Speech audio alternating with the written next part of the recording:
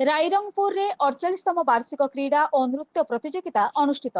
Rairangpur block हलदा ग्राम पंचायत बड़बाईकला ग्रामस्थ युवक संघ आनुकूल्य रे स्थानीय बड़बाईकला उच्च विद्यालय निकटस्थ पड़िया 48तम वार्षिक क्रीड़ा और नृत्य प्रतियोगिता अनुष्ठित हो जाइछि।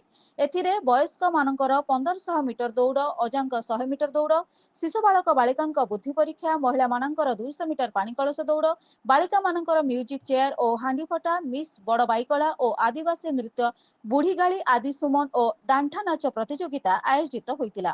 पुरस्कार वितरणी समय रे बीजेपी राज्य संपादक नवीन राम मुख्य अतिथि भाव जोग देथिला बेले मुख्य वक्ता भावे हलदा ग्राम पंचायत सरपंच प्रभास रंजन हांसदा, सम्मानीय अतिथि भावे भालुबसा ग्राम पंचायत सरपंच तिमिर सिंह, बीजेपी युवनेता मुन्ना महांत प्रमुख जोग देथिले।